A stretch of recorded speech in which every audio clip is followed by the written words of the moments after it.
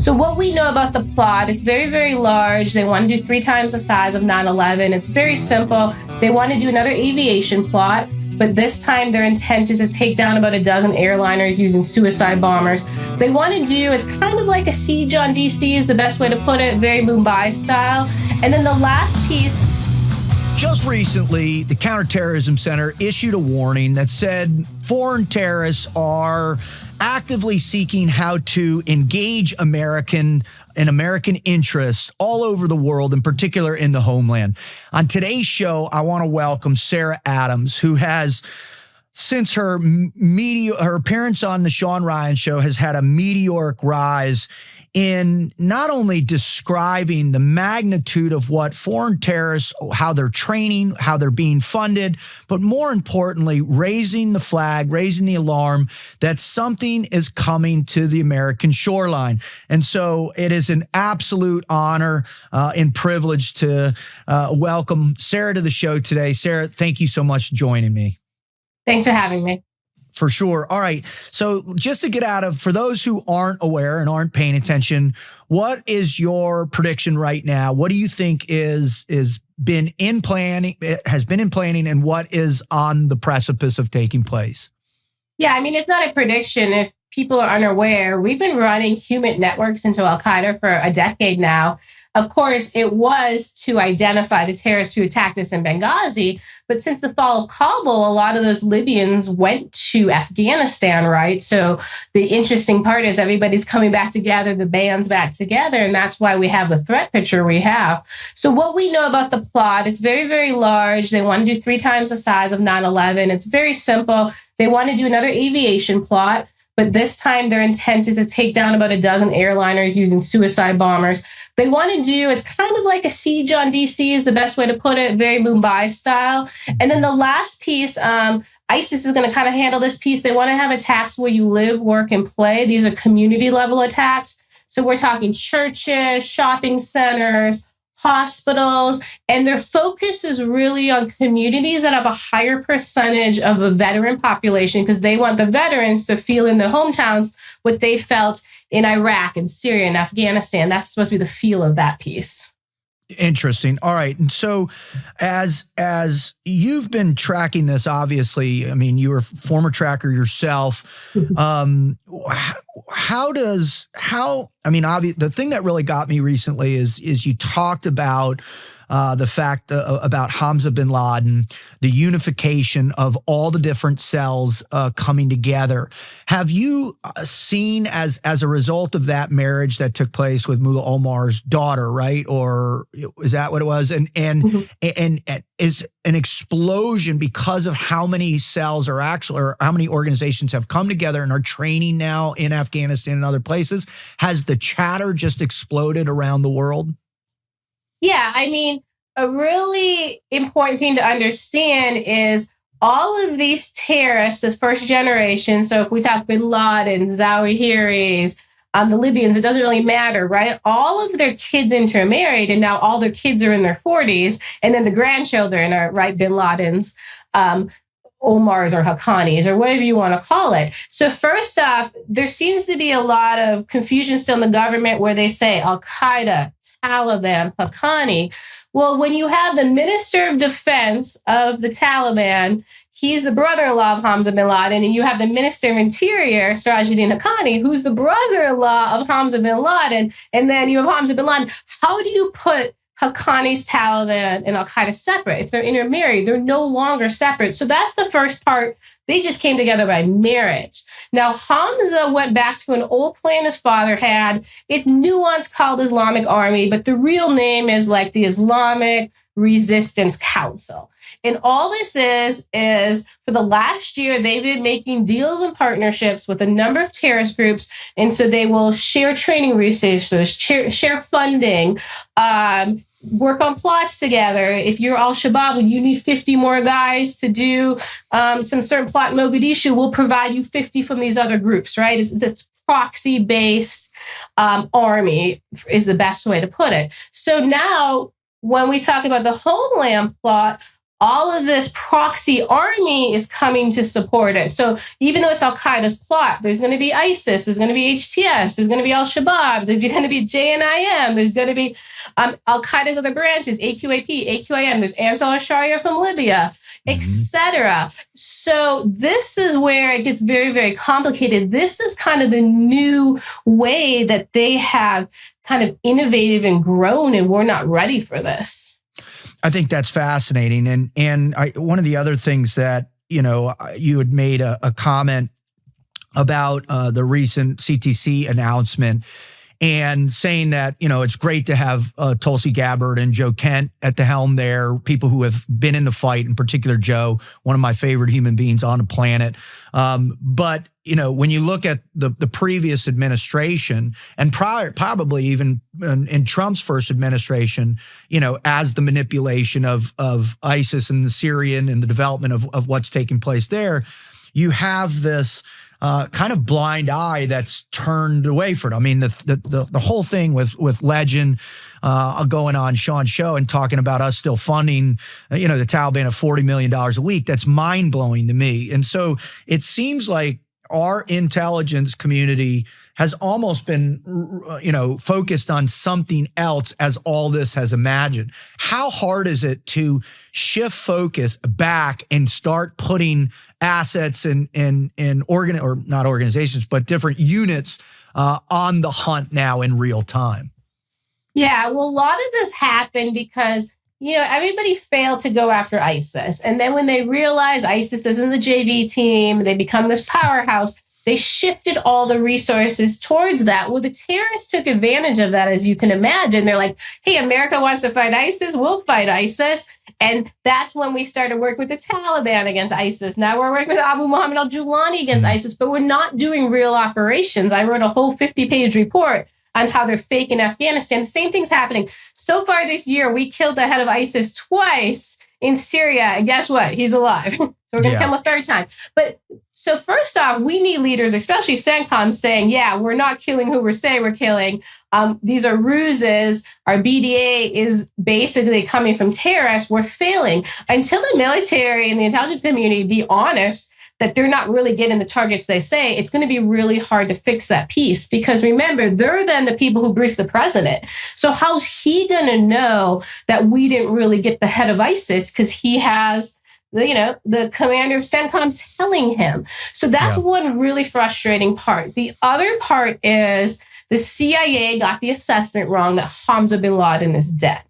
So they told it to President Trump in his last term, and he announced it to the country. Well, now they don't want to go tell Trump because he's obviously going to wipe out their whole department, which he should do. Because, they're covering their own butts. They're not doing what's right for the American people. So we have a lot of hubris in the intelligence agency. We have a lot of people who are protecting their turf. And remember, we have this frustrating piece that they're like, we just got to wait a few years. We wait this leader out. We get another leader, right? That's another thing you have to be really, really honest about. So it's going to be really hard to shift to al-Qaeda. It's very difficult to get anyone to say al-Qaeda. I think everybody kind of took this huge sigh of relief when Joe Kent's title said al-Qaeda. Like, it was like, oh my God, we haven't been able to get anyone to say al-Qaeda for like 4 years. Like, he brought almost like a lot of hope to the community. But they now need to get the rest of the IC on board, and we have not seen that happen yet. Oh, that's disheartening. But hopefully, I mean, I'm out of everybody out there, I'm most optimistic with Joe and Tulsi. I mean, I think he's fought him. He's been there. He understands, the capability, and I just, hopefully he'll pivot. All right. One of the things that I think most civilians struggle with is just processing the reality of that could be true, that there are not just, 6 pilots that are hiding in different locations. And I tell you what, I'm really interested to see the Catherine. I don't know if you paid attention to Catherine Hendred's reporting recently about the exposure of the Saudi people that had actually welcomed in a couple of the pilots into California, supported them financially, all this. And, that alone is just staggering. So, in these times, and as Tucker releases his 9/11 documentary, you're like, oh my God, is what's taking place, like what is the size of this look at? And I think most civilians can't fathom that or the entire process of how it takes place. So could you walk us through, one, like how does a sleeper cell get formed, right? Where does it get trained? Where do they, how do they end up making it into America? And just kind of walk us through how a cell will make it to a place all the way to where they're on standby to receive activation. Sure. I mean, we'll talk present day because things have changed just a little bit. Mm-hmm. So how it's working now to do an external operation, if you're al-Qaeda or ISIS, it really doesn't matter. You go into basically an external operations training camp, okay? And then if you meet muster and you're qualified and you meet the background necessary to go overseas, you kind of move up and keep doing added training and you learn different things. So obviously what they're looking for is that you're patient, you speak good English, you can blend in the West, you have some sort of skill or expertise that would be like a really great cover. So they look for people who can fit that background. It's very similar to the 9/11 hijackers. When you talk about like those Saudis who took care of him, we have to remember these 9/11 hijackers came from wealthy families. They were educated. They knew people within their governments. They went to school with the richest kids. So you have to keep that in mind, that they had personal relationships that might not be with the actual government. Right. It's because they grew up in these environments. I worked Kashmir for many years. Well, the Kashmiri terrorists who had wealthy families all went to the same boarding schools, right? So I'm just letting people know like that you're missing a little bit of nuances in actually the terrorists' personal relationships with people who are always willing to help them. As you know, it'd be like if someone reached out to me from my middle school, I'd jump to help them. Now, so they go through these camps. The interesting part is, first, what happens if you fail the camp, right? Like nobody talks about that. So if you're in an al-Qaeda camp to come to the United States or Europe and you fail, what they do is they move you to an ISIS Khorasan province camp and you get a very short training session. It's maybe like to do stabbings or something like that, maybe make a few IEDs, and they deploy you to Europe. The interesting thing is then Taliban takes your name, they give it to European authorities, and European authorities look for you, wrap you up, or maybe you do an attack click and they miss it. But it looks like the Taliban gave it in advance, but that person was a flunky. Okay. Yep. So let's ignore the flunkies. Now, if you're really good, there's different routes you can go. So one route is just the suicide bomber training. So suicide bomber training now is 6 months. It's pretty crazy. Wow. You're on ecstasy. You learn how to make kind of these invisible bombs, and then you learn how to make a bunch of other IDs. You obviously go through months first of indoctrination. It's a lot. One of the biggest suicide bomber training camps is actually at Camp Chapman Coast Base. Wow. They train 2,500 external suicide bombers at a time. So every single one of those 2,500 is leaving Afghanistan. Think about that. It's very scary. Unbelievable. Now then, there's other things, and really we just call it advanced urban warfare because that's what they're calling it, but it's like CQB or whatever. Now, these are more like ground assault teams is the best way to put it. So they go through a variety of things. It can be driving training. They learn to make a ton of different IEDs. Obviously, they also are forced to learn the invisible bomb. And then a lot of thing is movement tactics inside buildings. They assault things, like they practice on like complexes, or they pretend it's like a church or a school. Remember, we left our shoot houses there. So I know in your head, where exactly they're practicing. Yep. Maybe too, you can explain that to people because it's hard. People talk about weapons left behind, but it's like, no, we left like the best training facilities in the world and they're using that. So that's kind of just your basic, hey, your first year in terrorist camp. Wow. It's almost like a selection, right? It's like your buds or your selection or whatever it is. And then as you prove your worth and value, now you move into those more significant plot, right?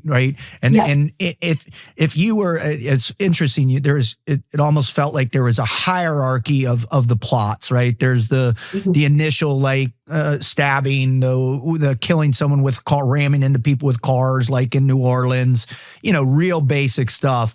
And then you have the bomber, which, is singular in nature. But then there's that October 7th Mumbai assault team that works in conjunction. And that for me is just like, whoa, that's another level that, they're going to be able to get really the impact that they're hoping that they receive from those types of operations for sure.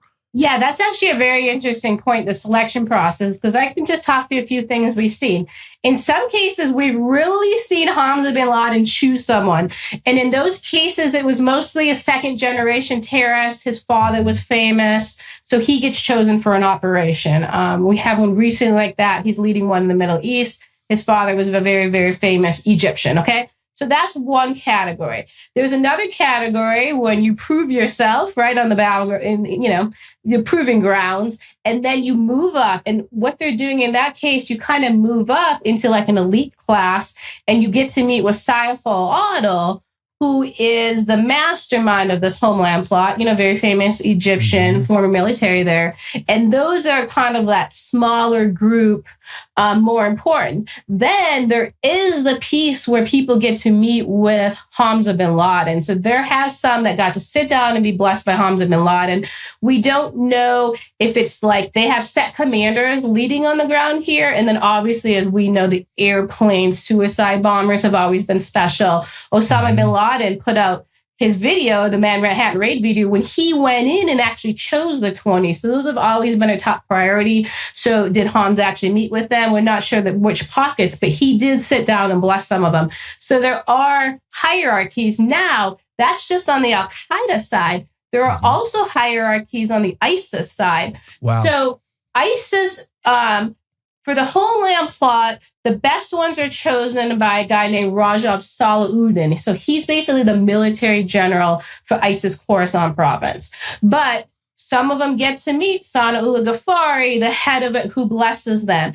Now, this is the people who train in Afghanistan. There's also training in Syria, okay? And in Syria has similar pipelines. So there's an ISIS pipeline, and you basically fall under ISIS's military commission. It was Abdullah Maki. If you don't know him, we killed him in a strike in March in Iraq. So he was running that piece of the training pipeline, and he was actually connected to Jabr in New Orleans. So he ran Jabr's cell from Syria. Now then, there's a whole nother pipeline under Abu Muhammad al-Julani, the new president of Syria, and they're kind of like a lot of the HTS camps. And so they go through HTS's pipeline, and then they're deployed essentially from Syria by HTS. So it's really interesting. There's a number of senior leaders at the top, and the plot is approved by al-Qaeda Shura and ISIS Shura. We've never had a plot like this ever to exist.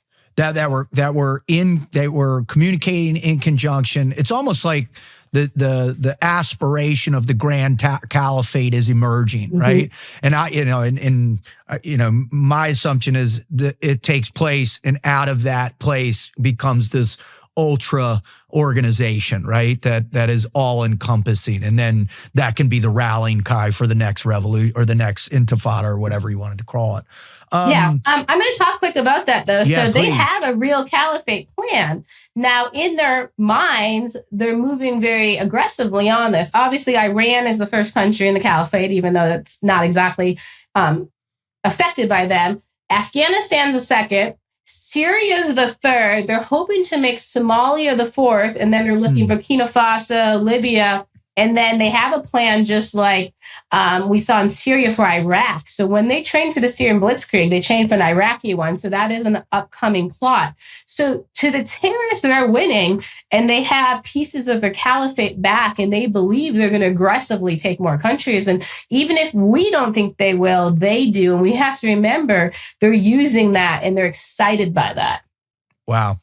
All right. How do they, once they've gotten chosen, they've gone through selection, they've gotten their training, how do they make it to the United States? Because I think a lot of people right now, the borders are shut down. We've cut it all off. We're good to go. There's no way they can slip through. We're good. What's military on the southern border? How do they get over here? Yeah, I mean, there's a number of ways. There's obviously rat lines. It could be from Afghanistan. Iran, Turkey, and we've even seen them from Libya. So the terrorists kind of go to one of them and they launch off.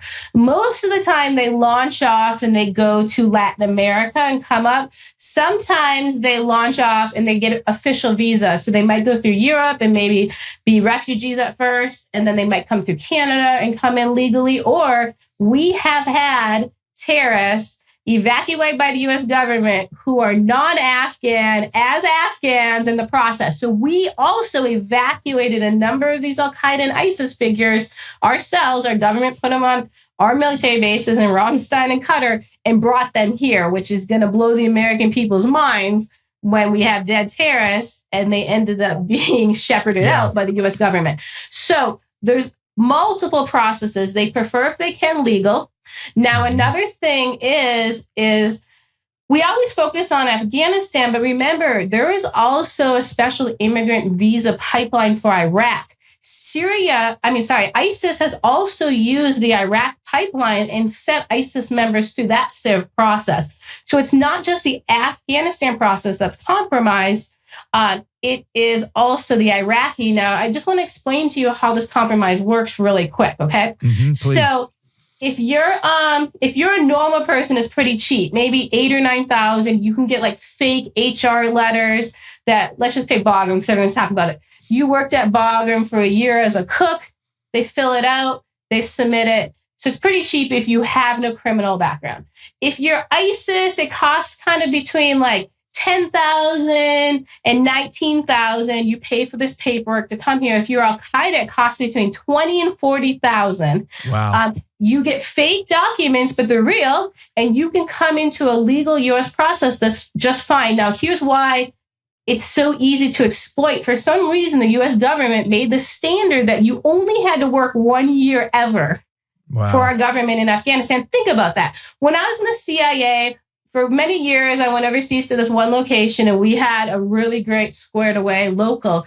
After 20 years, CIA gave him a SIV, which makes sense. Long time, long vetted, long service. Yep.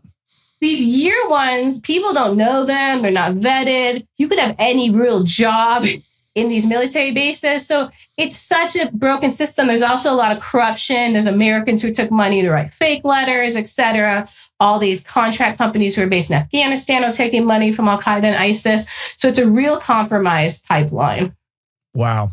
All right. So they make it over through all those variables. Once they get in, I mean, and I think, you know, there was just a hearing on Capitol Hill, I think last week or the week before, where, you know, a congressperson identified that out of the 400,000 missing kids, they've identified like 220,000 of them, and 40,000+ of those have been trafficked, have been sold into sex slavery and all this. And, you know, but that's after the fact, taking it, you know, trying to track it down.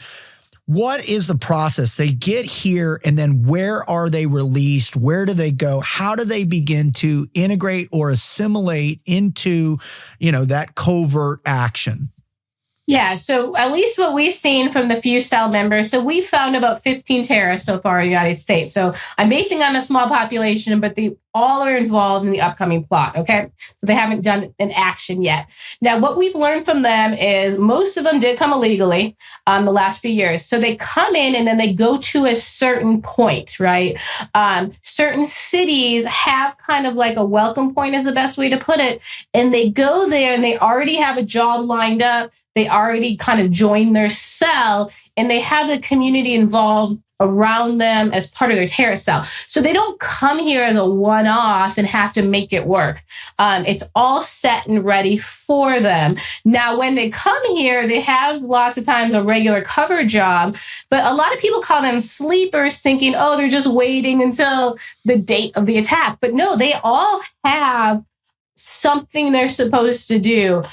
Some, like, their job is really to make IEDs. Like, this guy just makes pipe bombs. This guy just makes sticky bombs. This guy just makes suicide vests. And that's their job for months and months and months. There's chemicals. Unfortunately, there's a chemical piece of this. Your job is in the chemical lab. There's surveillance, counter surveillance, a lot of intelligence collection. remember, they want to go into veteran communities. Well, a piece of the part of going into veteran communities, there are certain veterans they are interested in targeting. So as you can imagine, they need to get their pattern of life, those type of things. So there is a lot of work going on by sleeper cells, and some of them have been in country 2 years doing these processes. And so people need to understand they're well employed, they're active. Now, another piece that's really fascinating is some of them have a job to where they have to build the cell within the United States. So they have to bring in more cell members recruited on U.S. soil, which is very, very fascinating. But also, those should be easier to find because they're actually making outreach, they're recruiting people, et cetera. So just to let you know, the sleepers are very, very active. Yeah. I think, when we see those ideas of Dearborn, Michigan, that have, the streets are covered with midday call and they block the streets, and you're like, all right, then it's the local mosque. That's the traditional place. Is that if you're in quote sleeper cell, are you going to facilitate or utilize the cultural pockets within these different cities? Or will they be independent? Will they be unique? Will they be, the one or two people living in an apartment, in some random city away from those larger pockets of what, American citizens will be like, oh, well, that's a unique pocket of foreigners that is what it is, right? Like in Portland, there's a large contingency of Somalis, right? Wherever it is that what they utilize to help foster not only the financing, but the relationships to be employed, also the ability, the outreach, community outreach to bring people in? Is that, or is it ultra covert, low profile stuff?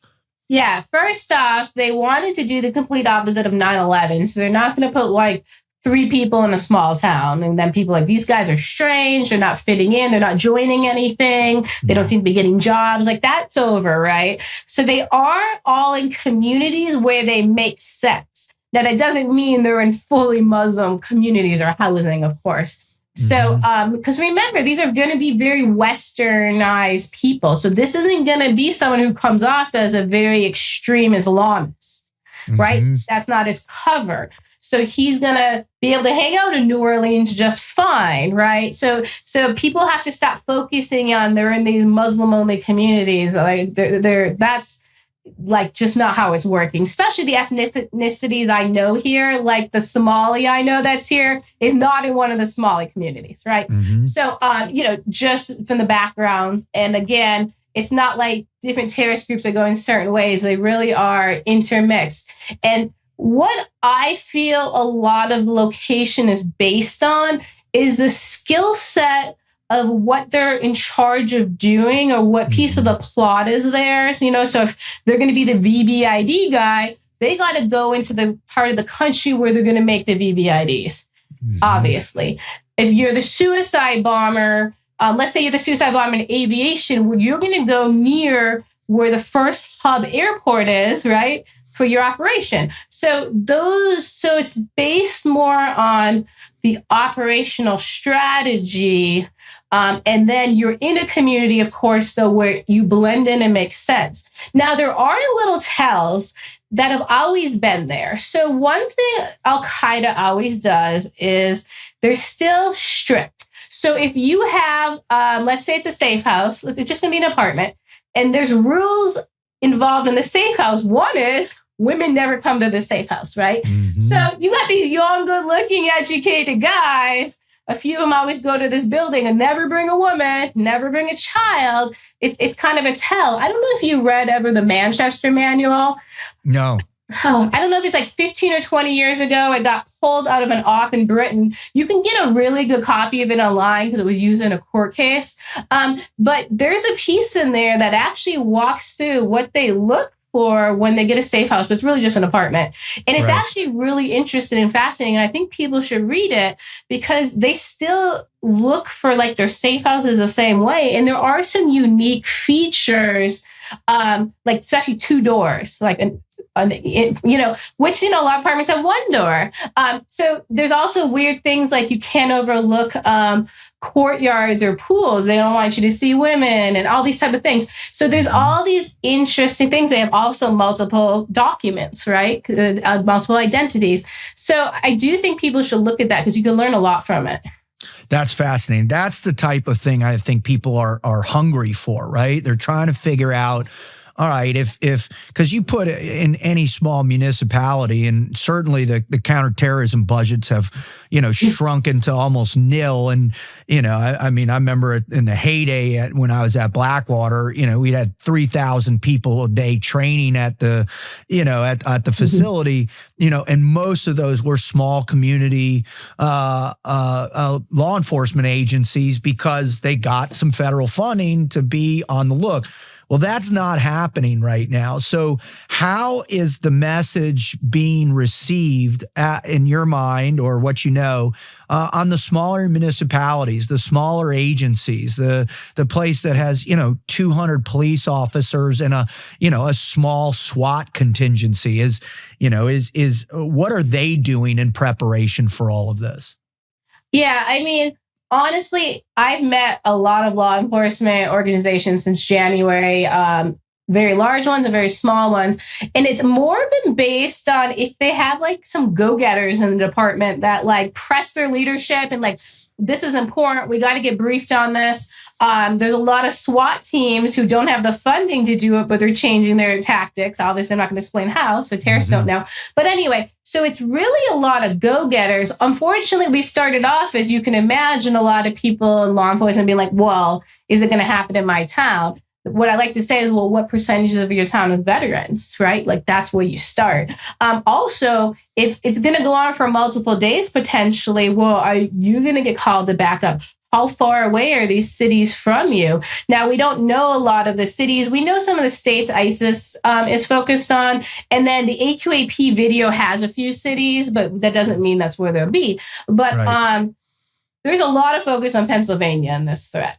A lot. If you are in any city in Pennsylvania, you should be preparing, in my opinion, right? So there are certain states that have been very forward-leaning. Florida's been very forward-leaning.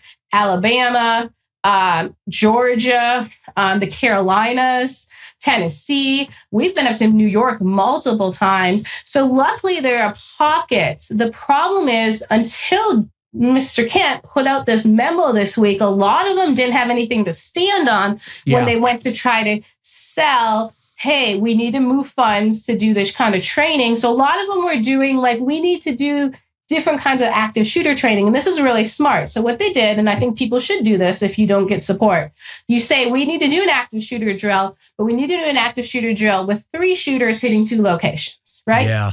Very simple change. But it does help with this threat, and you don't have to say it's counterterrorism related. Unfortunately, right, you got to play other ruses to sometimes get money or the funding or the support. But we've seen a lot of people do really creative things. That's fascinating to me because that's the one plot that I think is the one that resonates with me. It's the one I'll never forget when Mumbai took place.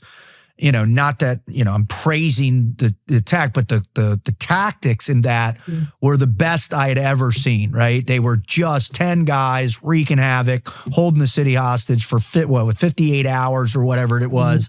And imagine that with, in a smaller city of 250,000, 300,000 people, a smaller police force, not a lot of big government entities that can respond. It's like that's the thing that is really the most alarming, in particular if people, like you're saying, had a year and a half of training and preparation and, access to the other things. Because a lot of I think people are like, well, where are they going to get their guns? How are they going to get their tactical equipment? Yeah, right. It's like, how are they going to get their tactical equipment? Where are they training? And it's like, it's just not realistic. And that's what I hear a lot of people and read a lot of people as I, comb through your trolls when you make your posts and, and want to go after them. Like, you don't know what you're talking about. But, that's what I think people are kind of, what I'm concerned of. And so how do people in their local communities, civilians, what can they do to kind of be heads up, head on a swivel, increase their SA? And then if one of those incidents does take place and they're engaged and around it, How do you, I mean, obviously, I think all the veterans that they're going to be going, most veterans that I know, at least my friends, all carry, now I know a lot of dudes that are actually carrying backpacks with, suppressed automatic or semi-automatic, long guns in there. What is the deconfliction and what is the reaction that people can have in those situations? Yeah, I mean, your hope is to not be on the X or in the location where it happens. What I like to try to tell people is your focus is on your family emergency plan and being home and protecting your family, or at least protecting your neighborhood, right? Have a neighborhood group watch, like block off the neighborhood if something is happening. And then your police handle the city and the roads, your sheriff handle, the main highways, etc. Now, as you said, we're going to have a lot of people rolling on this attack if it happens. We're just going to, because we've had warfighters training for 20 years. So what we've been at least trying to do in Florida, and we're pushing in other states, is have those meetings and conversations now, especially with the veteran organizations in your town. Know who they are, because we have a problem where the terrorists might dress as law enforcement. So now when you see this veteran you've never met, well-trained, well-armed, he looks like law enforcement. Is he an attacker? Is he not? There's going to be a lot of confusion in this. So we're telling everyone, make all the relationships you can now, right? Bring community into it now, because you're in a better spot. Also, as you can imagine, let's say they hit the hospital, right? And then they do a second round. Well, now you can't use the hospital. Well, did you have conversation with the local schools, the local churches? Did you stockpile medical supplies elsewhere? Do you even have the blood levels where they need to be at the blood banks in your town? Mm-hmm. There are very, very simple things that will help in any emergency that people are not doing. And we need to get citizens involved, right? I get my house in order. I get my kids' school in order, I get my church in order, and then I work with the mayor, the police chief, or whoever to get the community in order. And I think that's the best way we at least handle how we protect and defend ourselves. Now, when something like this happens, the scale it's going to happen at, it's going to be like 9/11. You didn't know what 9/11 was, but you went the hell home. And that's what that's what you need to really focus on. The majority of people are going to need to keep themselves and the people they love safe. Awesome. That's fantastic. All right. Last question.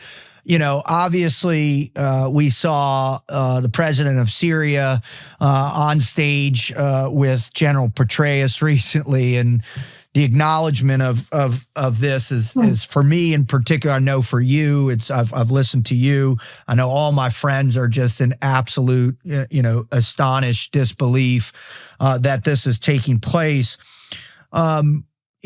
What, in your opinion, is the right way for the government to begin to acknowledge this is real, and then to really what would you like to see with them working with in and around the IC community, but all the other government agencies, Homeland Bureau, all that? What would you like to start to see take place? Yeah, I mean, our government first has to be honest, right? Al-Qaeda is going to do this massive attack. Then they have to cut off the pieces of the misinformation. That's obviously the information coming from the Taliban and the information coming from the new Syrian government. This is now tainted intelligence, and we need to handle it as such. Even if you take it from them, fine, but it needs to be marked. So if I'm an analyst in DIA and I read the CIA report, it says on it the CIA got it from the Taliban, because that is not happening, right? Mm-hmm. Then, so you have to do that. You also have to have the real discussion. The terrorists know we collect plenty of things over the phones. Most of them got captured on their phones. So they actually sit and do planning and strategy meetings for what they're going to say on the phone so NSA can collect it. So we have to stop saying NSA information is corroboration, right? Because that is also tainted. We have to be very honest. It's hard for people in the intelligence community to admit, I've been fooled by terrorists, but we have been. Dr. Ayman al-Zawahiri fooled us with the coast bombing. He fooled us with Hamza and Saad bin Laden. Like, there are real factual things where the intelligence community failed. Now, this is just another one. So we first got to be honest about that. I do think with a Tulsi and Joe at the helm, I do think they don't have the hubris, and I think they'll care more to protect Americans. And now they got to get everybody else on board. So that's one thing. The other part is, The only way to thwart a terrorist attack is you got to be proactive against it, which we haven't been. One way to be proactive against it is you got to go after the masterminds. I know no one's going to put Giuliani in the X right now, so unfortunately, I'm going to have to ignore probably the Syria piece of it, which I don't think we should be doing. But we should be going after Saif al-Adil. There's no argument. Saif al-Adil is one of the most wanted terrorists in the world. And, CENTCOM is actually ignoring information being provided to them on his location. They are not actively targeting him, which is crazy. Wow. So he's the mastermind of this plot. Obviously, they have to be honest about the bin Laden sons, start collecting on them. Think about it. They have not collected against Saad bin Laden since 2009. That is an intelligence failure like you could never believe. So there has to be a lot of honesty. You got to say, hey, we messed this up. Let's get it straightened out. And CENTCOM has not been honest about the ISIS fight. I don't know if we need the Secretary of War to say, hey, I'm going to do some sort of counterintelligence review, just like the CIA chief needs to do a counterintelligence review of the Afghanistan department. But something is wrong. Now, is it just bad reporting? Is it these relationships with the terrorists, et cetera? I don't know what it is, but we have to find the root causes of some of these problems. Lastly, we brought in all these terrorists. We got to move them out faster. We have to prioritize at least their nationalities, right? Mm-hmm. Now, I'm not saying block everybody from those countries, but we know there's certain passports that are compromised. Afghanistan, Syria, Turkey, Libya. I'm sorry, every single person with one of those passports better be in rooms all week long being questioned, because I don't even know if these people on Afghan passports are Afghan. Well, I want an Afghan sitting in front of them talking to them. Let's do some enhanced vetting. From your lips, Sarah, from your lips to his ears, man. I just hope people are listening to you. I know your audience has certainly grown. I just can't thank you enough for having the courage. Obviously, it doesn't always put you in the safest space, but I know you're protected. I know you're smart, and I know you're watching your six all the time. I just can't thank you enough for spending time with my audience and me. God bless you for what you're doing, and just keep it up. Thank you. Thanks for having me. What's up, everybody? I am here to talk to you about fear. Well, one of the things that I hear so much when I travel the country, speaking to thousands of people every year, is people want to always know, was I afraid? And they ask me, were you afraid in combat? Were you afraid in training? And, I'm here to tell you that those are really intimate questions, because the answer is, hell yes, I was afraid. I was afraid all the time. Imagine every single day you go into work is a day you could die. Well, it took me a long time to get comfortable with being able to answer that question sincerely. I used to blow it off in some snapperhead response like, well, have you ever had a 300-pound boat on your head and stayed awake for 5 straight days with some instructor screaming in your face all day? And they'd be like, no. And I go, well, you'd be afraid too, right? And I kind of blew it off in this kind of snapperhead way, as I said. And the reality is people actually genuinely want to know. With the assassination of Charlie Kirk, with an imminent terrorist attack threat and on the homeland, with financial chaos on the precipice of $38 trillion in debt, there's a lot of fear going on around the world, and most importantly in our country. And so what I've done, in conjunction with the past 35 years of me really trying to explore, experience, and research everything that I could within the human condition to try and understand what drives success and what ultimately creates failures with teams or individuals. The first place that I wanted to focus on was embracing fear, because there's no such thing as fearless. Right? If you hear somebody tell you, oh, that person's fearless, you know what I say to that? It doesn't exist, right? You've got a limbic system. You've got these 3 beautiful components of your brain called the amygdalas and the hippocampus. Those produce stress hormones. Therefore, you have fear. Plus, fear has been integrated into our consciousness since Well, since consciousness began, right? Fear is ultimately the thing that enables you to either survive, thrive, or die. It's just built into the whole capacity. On top of that, you learn fear from the moment you're born. You learn fear, don't touch the burning stove. Don't cross the street without looking twice. Don't go around the freak who's trying to, suck you into the van, right? We have all these things in our lives that are integrated into how we process fear, how we experience fear, how we feel fear, how fear affects us in our daily routines. Well, after a considerable amount of time spent trying to understand fear itself, I spent about 2 years really digging into fear. I came up with the idea that fear cannot be defeated, obviously. So what do we have to do? We have to embrace fear. So after that 2 years of dedicated research and exploration into the mindset behind fear, I began to develop what I call my Embrace Fear seminar. Now, I've been teaching this for well over 10 years since I left the Central Intelligence Agency, where I was both an instructor and operational.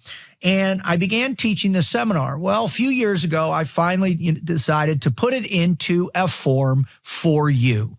So if you have the inclination, if you have any little bit of fear in your life or even a lot of fear that seems to impede your ambition or distract your performance or really overwhelm your ability to operate in a functional way in your life, then what I'm asking you to do is take that leap of faith and go visit davidrutherford.com, look under courses, and sign up for your Embrace Fear course.